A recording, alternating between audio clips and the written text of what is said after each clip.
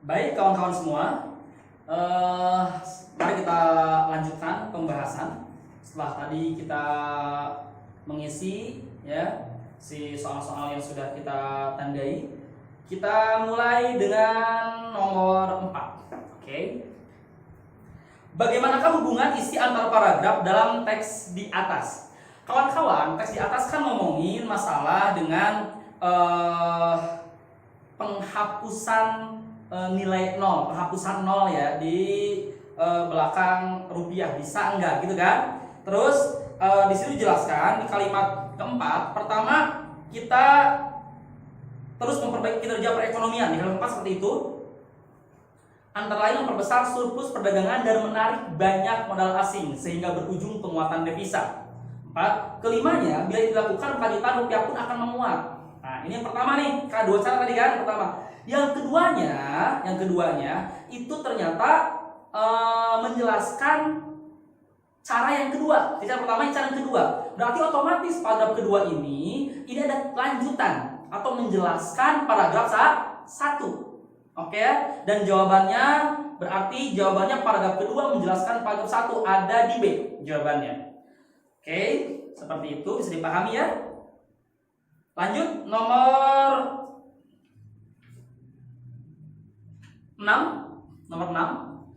Kawan-kawan perhatikan baik-baik. Yang A itu 2005 dijadikan 2010. Pokoknya 2005 dijadikan 2010, 2004 dijadikan 2009, dan 2003 jadi 2008. Oke ya. Itu harus diubah. Ternyata tadi nomor 6 saya sedikit lupa meralat. Jadi di situ tertulis 2005 harusnya menjadi 2010, 2004 harusnya menjadi 2009, dan 2003 berarti kemungkinan kalau 2003 jadi 2008. Oke. Pertanyaannya adalah pernyataan manakah yang paling sesuai dengan isi tabel tersebut? Kita lihat. A. Penurunan persentase produktivitas tenaga kerja yang sangat tajam pada tahun 2005 dialami Indonesia dan Singapura. Lihat 2005 kalau tahun terakhir si Indonesia turun, benar ya, dari 8656 menjadi 922. Singapura juga turun dari 49.457 menjadi 47.975. Tapi apakah ini penurunan signifikan? Gitu loh. Kita lihat dulu ya. Kalau ternyata ada jawaban yang lain yang lebih meyakinkan, mungkin kita dapat jawaban lain. Tapi kalau tidak ada yang ternyata selain itu salah, berarti kemungkinan memang A jawabannya. Karena memang si Indonesia turun, si Singapura turun. Cuman apakah ini signifikan turunannya? Nah, kita belum lihat. Yang paling pasti kalau Indonesia signifikan dari 8.000 menjadi 922. Berarti ada sekitar kurang lebih 7.000-an lah turun ya. Sementara Singapura turunnya hanya 2.000. Oke. Nah, kita lihat dulu jawaban yang lain. B. Pada tahun 2004, seluruh negara ASEAN mengalami peningkatan produktivitas tenaga kerjanya. Pada tahun 2004 mengalami peningkatan produktivitas. Kita lihat apakah benar semuanya naik pada tahun 2004? Kamboja itu turun malah. Kamboja saja turun. Lihat pada tahun 2003 itu 2.732. Sementara 2004 2.714. Jelas berarti salah ya. Kalau seluruh negara ASEAN mengalami peningkatan produktivitas. Oke. Berarti B salah. C. Produktivitas Singapura melebihi angka akumulasi dan produktivitas negara ASEAN lainnya. Kawan-kawan, lihat tabelnya. Berarti si Singapura ini akumulasinya disatukan ya tiap tahunnya. Terus akumulasi negara ASEAN kecuali yang Singapura. Nanti besaran mana? Kalau ternyata besaran Singapura, berarti C bisa benar. Tapi kalau misalkan besaran akumulasi negara ASEAN, berarti C salah. Kawan-kawan, kalau dilihatnya, contoh tahun 2003 aja. 2003 itu akumulasi negara ASEAN selain Singapura itu ada 59.000. Sementara Singapuranya 46 ribuan. Jadi jelas C salah karena Provinsi Singapura itu masih di bawah angka akumulasi keseluruhan dari negara-negara ASEAN yang bukan Singapura atau tidak termasuk dengan Singapura. Jadi C salah. Yang D, seluruh negara ASEAN terus menunjukkan peningkatan produktivitas tenaga kerja kecuali Indonesia dan Kamboja. Kalau Kamboja tadi benar ya, itu turun. Kita lihat Indonesia sekarang. Indonesia turun kan dari 2004 ke 2005, Indonesia turun menjadi dari 8.656 menjadi 922. Jelas itu turun, sehingga D salah. D salah. Sementara Indonesia itu naik yang 2003 ke 2004-nya di 8.321 menjadi 8.600 naik. Jadi kalau Kamboja turun terus naik, sementara Indonesia dia naik terus turun, sehingga tidak benar kalau pernyataan D kita pilih. Jadi nggak benar karena seluruh negara ASEAN itu tidak menunjukkan peningkatan produktivitas tenaga kerja, gitu ya. Indonesia dan Kamboja dia ada turunnya, ada naiknya. Oke, Indonesia Kamboja ditambah lagi si Singapura kan turun tuh 2004 ke 2005. Jadi salah kalau hanya Indonesia dan Kamboja. Karena Singapura pun tahun 2004 sampai dengan 2005 itu turun. Oke. Baik. Yang E sekarang kita yang E rata-rata produktivitas tenaga kerja Vietnam dalam 3 tahun lebih baik daripada Myanmar. Kita lihat 2003-nya ya. Vietnam 4.300 sementara Myanmar 3.800. Berarti benar ya, Vietnam lebih baik. Terus 2004-nya si Vietnam 4.500, si Myanmar 4.100. Jelas Vietnam lebih baik. Terus yang 2005, sorry, ingat ya, 2008 jadi 2003, 2009 jadi 2004, 2010 jadi 2005. Itu ternyata rata-rata produktivitasnya si Vietnam itu 4.800 pada tahun 2005, sementara Myanmar 4.500. Oke, 4.500, sehingga jelas betul Vietnam selama 3 tahun ini lebih baik dibanding Myanmar. Nah, otomatis kalau melihat data yang seperti ini pasti nih. Kalau yang E pasti karena nggak pakai opini, benar-benar data. Jawabannya. Kenapa Bang A bukan jawabannya, padahal kan turun. Tapi di situ ada kata merosot atau menurun sangat tajam. Nah, sangat tajam ini tidak jelas patokannya. Apakah Singapura bisa dianggap penurunan sangat tajam? Ya, kalau kita pilih A, kita bisa berargumentasi seperti itu. Artinya A salah kalau misalkan kita pilih A. Karena Singapura hanya turun 2.000-an. Dari 49.000 menjadi 47.000. Sementara Indonesia itu dari 8.600 menjadi 922. Jadi turun sekitar 7.000-an lah, gitu loh. Atau 6.000 sekian. Jadi tidak jelas patokan turun sangat tajam itu seperti apa, sehingga A kita bisa anulir. Sementara si E jelas datanya bahwa Vietnam tiap tahun lebih baik dibanding dengan Myanmar, sehingga jawabannya adalah E. Lanjut nomor 10. Apa kelemahan isi teks tersebut? Kawan-kawan, kalau kawan-kawan baca secara seksama, di sini awal-awal, di teks awal-awal ini menjelaskan kan bahwa si ASEAN ini menyimpan potensi yang sangat besar sebagai satu kawasan, gitu ya. Itu di kalimat pertama ada dari sisi tapi diwarnai oleh kesenjangan. Dari sisi pendapatan per kapita di kalimat 2 terdapat variasi yang besar. Nah, kawan-kawan, ada penjelasan potensi ASEAN sangat besar, tapi itu tidak dijelaskan potensinya seperti apa. Malah kesananya hanya menjelaskan tentang justru disparitas sama kesenjangan-kesenjangan yang ada di negara-negara ASEAN. Seperti itu. Ya, jadi A benar tidak ada penjelasan itu. Yang B, besarnya disparitas produktivitas tenaga kerja di antara negara ASEAN tidak diikuti oleh contoh fakta yang mendukung. Jelas ada ya. Ya, jadi A tadi mungkin dicurigai. Kalau B jelas ada, dijelaskan. Yang C, dominasi Singapura melalui FDI karena esensi waktu tidak disertai dengan contoh pembandingan negara. Ada. Pembandingan negara ada pada kalimat pada kalimat 8. Lihat kalimat 89. Oke. Kalimat 89 itu menjelaskan. Terus D, tingginya pendapatan per kapita Brunei Darussalam tidak disertai dengan pembanding negara lain. Brunei Darussalam ada pada kalimat ketiga itu ada pembandingnya yaitu Myanmar. Sehingga itu ada timbulkan kelemahan. Yang E, pernyataan tentang besarnya kesenjangan negara-negara ASEAN yang dijelaskan dalam hal apa senjangan tersebut. Jelas ada kesenjangannya dari sisi pendapatan per kapita, dari produktivitas tingkat produktivitas tenaga kerja, terus dari aliran FDI. Sehingga B, C, D, dan E itu ada semua sehingga bukan sebuah kelemahan. Sementara A, ya A betul. Ini potensi tidak dijelaskan potensinya apa saja. Malah dijelaskan masalah tadi disparitas tingkat produksi tenaga kerja, terus pendapatan per kapita sama aliran FDI. Oke, sehingga jelas jawabannya adalah A.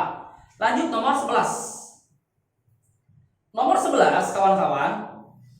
Kalau kawan-kawan lihat di teks itu kan secara garis besar menjelaskan bahwa si kesenjangan di ASEAN itu ada ini, ada ini, ada ini, ada ini. Awalnya teks menjelaskan potensi, tapi ternyata secara keseluruhan malah menjelaskan kesenjangan. Seperti itu. Kesenjangannya ada apa aja gitu kan ya? Baik. Kesenjangan di ASEAN ini dipengaruhi oleh apa saja? Bisa seperti itu. Sehingga jelas jawaban si B dan jawaban si E jelas salah. Seperti apa yang disebutkan itu adalah organigram. Ya, organigram bentuknya sehingga jelas salah si B dan E. Kalau si C itu tadi aliran FDI jadi inflasi menjadikan produktivitas tenaga kerja jadi penyebab akibat penyebab gitu ya. Kalau si C yang bawah jadi akibat, yang atas jadi penyebab sehingga salah. Yang A itu terbagi dua, tenaga kerja ASEAN dibagi menjadi produktivitas tinggi dan produktivitas rendah, jelas salah, itu tidak dijelaskan. Yang benar adalah D. Jadi kesenjangan di ASEAN ini dipengaruhi oleh aliran FDI. Ya, kesenjangan itu pendapatan per kapita, inflasi dan produktivitas tenaga kerja. Itu bentuk-bentuk kesenjangan atau hal-hal yang mempengaruhi kesenjangan di ASEAN. Sehingga jelas jawabannya adalah D. Oke, nomor 12. Di sini soalnya kita lihat penulisan teks di atas berpihak kepada. Nah, kalau melihat teks yang ada pertanyaan berpihak kepada, kawan-kawan gampang caranya. Intinya gini, penulis itu pertama ya banyak membahas siapa atau apa. Dan lihat di bahasan itu siapa yang diuntungkan. Ya, siapa yang diuntungkan, siapa yang dipuji gitu lah intinya ya. Berarti si penulis membela yang dipuji itu. Atau siapa yang digambarkan sebagai pihak yang dizolimi. Ya, jadi pihak yang digambarkan sebagai waduh ini tersiksa loh. Nah, seperti itu. Berarti itu si penulis berpihak pada yang digambarkan terzolimi tersebut. Seperti itu ya. Jadi, kalau melihat teks di sini, ini jelaskan si penulis membahas tentang si tim olimpiadenya, tim olimpiade Indonesia. Dia menjelaskan tahun kemarin dapat ini gitu ya. Otomatis berarti si penulis ini berpihak pada tim olimpiadenya. Sehingga jawabannya adalah D. Kita lanjut ke nomor selanjutnya, ada nomor 20. Nah, ini sering sekali kita bahas.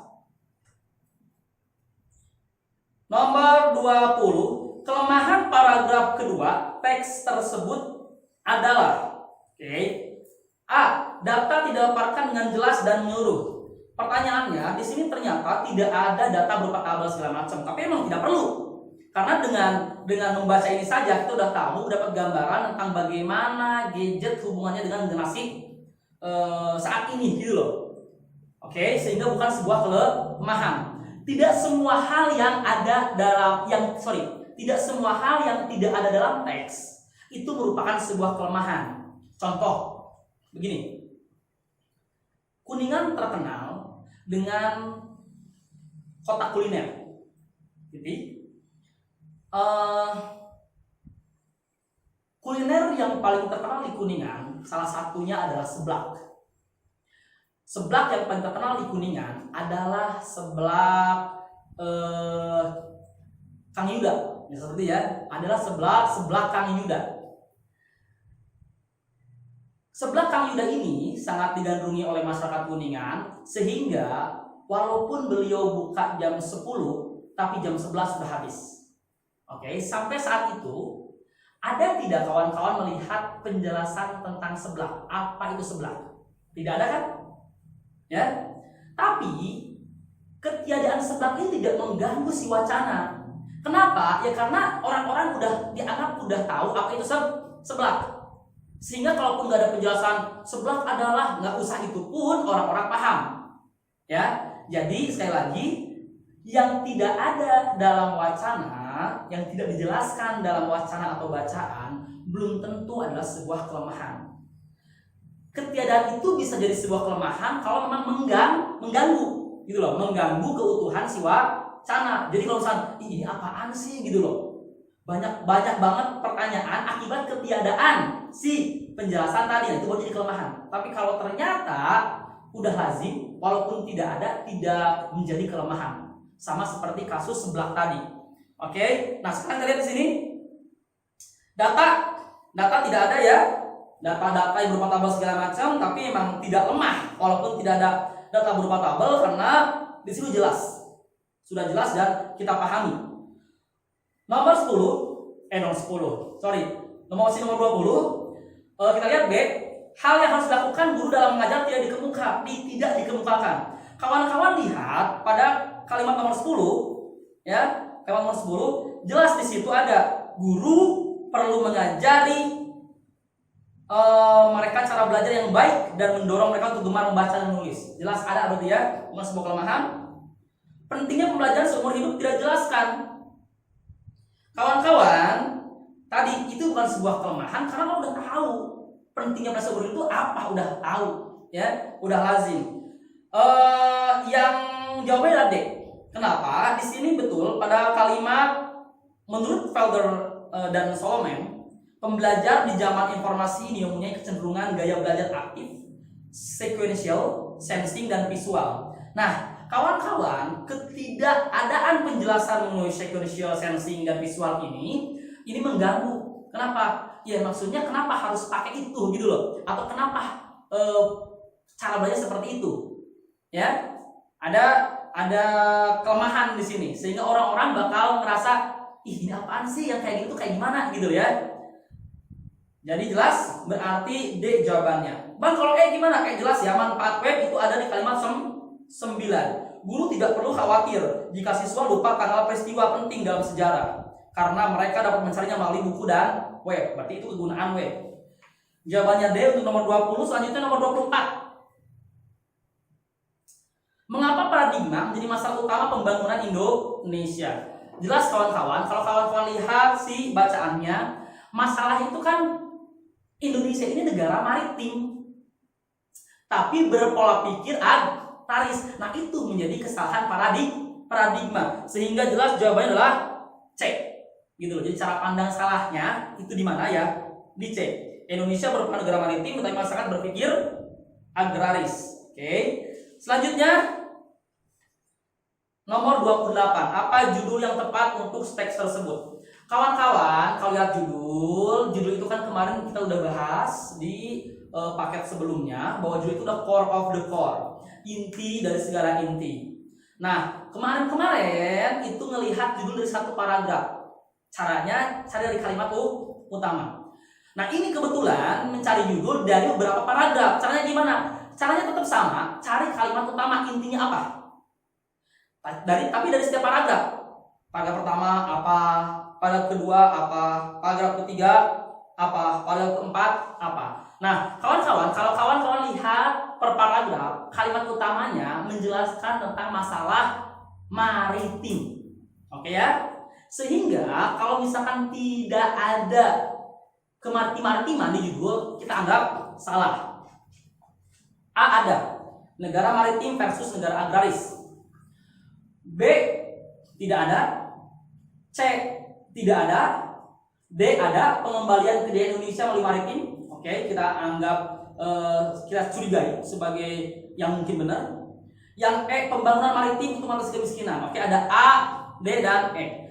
Terus kawan-kawan, nah tadi kan kita udah lihat kan ya, udah lihat tentang si kang utamanya apa. Negara maritim tadi kan disebutin. Negara maritim ini dijelaskan juga tentang masalah kejayaan Indonesia, usaha untuk mengembalikan kemaritiman gitu ya. Sehingga jelas jawabannya adalah D. Kenapa? Ya karena di A yang negara maritim versus negara agraris kita nggak mendapatkan itu. Kalau versus berarti ada penjelasan tentang negara maritim, ada penjelasan tentang negara agraris. Sementara di bacaan tidak terdapat penjelasan itu. Ya kayak pembangunan maritim untuk mengatasi kemiskinan. Di sini tidak ngomongin masalah mengatasi kemiskinan, tapi mengembalikan kejayaan. Oke? Sehingga jelas jawabannya adalah D. Oke, akhirnya kita nomor terakhir, nomor 30. Apa kelemahan data teks tersebut? Kawan-kawan, kita langsung saja ya. Kawan-kawan lihat B. Data dalam tabel tidak mendukung keseluruhan isi teks. Tadi teksnya dibaca kan? Ngejelasin apa? Ngejelasin masalah negara maritim. Oke. Nah, sementara tabel menjelaskan masalah produksi ikan tangkap, perikanan budidaya payau, budidaya tawar. Harusnya kalau mau nih ya, tabelnya itu kurang lengkap atau kurang tepat. Kan di atas ngomongin masalah pola pikir negara maritim, kelautan, air-airan gitu ya. Terus ada pola pikir agraris, masyarakatnya berpola pikir agraris, berarti kan harusnya tentang tumbuh-tumbuhan, padi gitu ya, atau palawijaan yang punya agraris lah ya, seperti itu. Harusnya perbandingannya adalah tentang perikanan yang ke air-airan, pemanfaatan laut sama pemanfaatan darat, sawah-sawahan, ladang-ladangan. Sementara di sini justru tabel ini berisikan tentang perbandingan perikanan ikan tangkap ya sama perikanan budidaya. Oke, seperti itu. Jadi dua-duanya masalah tetap perikanan, dan perikanan itu masuknya pada maritim. Gitu loh. Jadi si tabelnya malah hanya menjelaskan tentang kemaritiman, tidak dijelaskan perbandingan dengan si keagrarisannya. Oke? Sehingga yang menjadi sebuah kelemahan gitu loh. Di teks menjelaskan si negara maritim yang pola pikirnya maritim tapi kehidupannya agraris, sementara tabelnya hanya menjelaskan tentang perikanan. Oke? Mudah-mudahan bisa dipahami ya kawan-kawan semua. Coba difokuskan kembali pembacaan segala macamnya. Kalau ada hal yang tidak mengerti seperti biasa, tanyakan langsung. Oke, bisa lewat line atau WA dan segala macamnya. Terima kasih. Tetap berdoa, tetap belajar.